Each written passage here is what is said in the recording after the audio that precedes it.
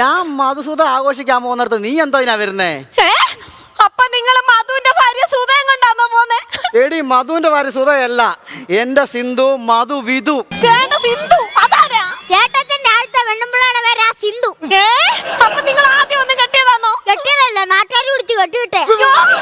കണ്ടോ ഇവൻ പറയുന്നത് കേട്ടോ? എനിക്ക് ഞാനൊന്ന് പറയട്ടെ, ഞാനൊന്ന് കെട്ടിയെന്നേ ഉള്ളൂ. അന്ന് തന്നെ അവളെ വീട്ടിൽ പോയി അവള്. എന്താ നിങ്ങൾക്ക് വല്ല കുഴപ്പമുണ്ടായിരുന്നോ?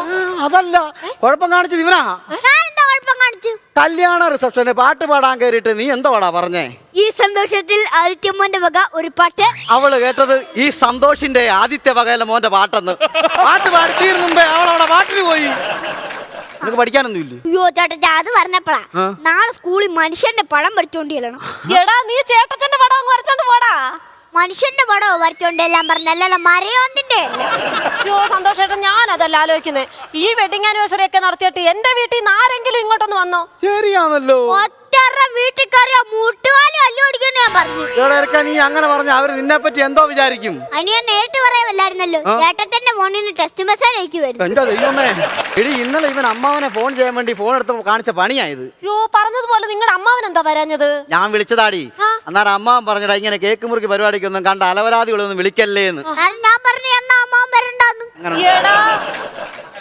അയ്യോ വേണ്ടേ, ഇവന്റെ സ്വഭാവം ഇങ്ങനെയൊക്കെ ആണെങ്കിൽ ഒന്നീ ഞാൻ അല്ലെങ്കിൽ ഇവൻ, രണ്ടിലൊരാളെ ഈ വീട്ടിനകത്ത് കാണത്തുള്ളൂ. എന്നാ ഞാനങ്ങ് പോയേക്കാം.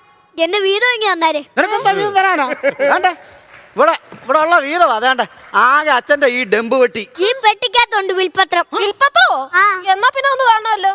ചേട്ടാ, റബ്ബറും തോട്ടം സന്തോഷിന്. കേട്ടോടാ, കേട്ടോ കൊടുക്കണമെന്നായിരുന്നു ആഗ്രഹം. പക്ഷേ അനിയൻകുട്ടന്റെ പ്രസവ ചെലവിന് ആശുപത്രി ബില്ലടക്കാൻ അത് അങ്ങ് വിറ്റു. സന്തോഷേട്ടാ, ഇത് വിൽപത്രമല്ല, ബിൽപത്രമായത്. ഈ വിൽപത്രം അയാൾ ആർക്കെങ്കിലും വിറ്റിട്ടുണ്ടോ നോക്കിയാടി. അയ്യോ വീടും പുരയുടെ അനിയൻകുട്ടന് ആടെ കിടക്കുന്നു. ഇനി ഒരു നിമിഷം പോലും നമുക്ക് കൊടുക്കണ്ട. എല്ലാം എടുത്തു. ഞാൻ പോകുമ്പോഴേ ഞാൻ ഈ കട്ടിലെടുത്ത് പോയി. കട്ടിൽ ഞാൻ എന്റെ കട്ടില് ഏട്ടത്തിനെടുത്തോ, ഞാൻ വേറെ സാധനം എടുത്തിട്ടുണ്ട്. നീ കട്ടിൽ പിടിക്കരുത്, നമ്മുടെ കട്ടിലടി. കട്ടില് ചേട്ടത്തിന്, കട്ടിന്റെ 4 വോൾട്ട് ഞാൻ ഇങ്ങ് എടുക്കുക. നീ അതും നേരത്തെ അങ്ങ് എടുത്തോടാ. ചേട്ടാ എടുക്കട്ടെ? എടുക്കടി.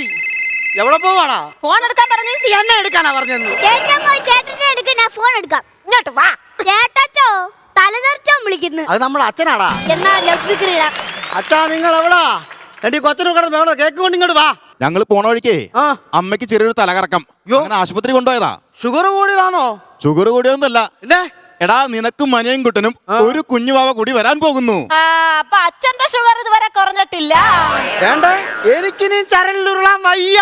നീ ഉരുളണ്ടാ, സ്വത്ത് മുഴുവൻ അനിയക്കുട്ടന്റെ പേരിലല്ലേ, ഇനി അവൻ ഉരുണ്ടോളും. ഞാനാ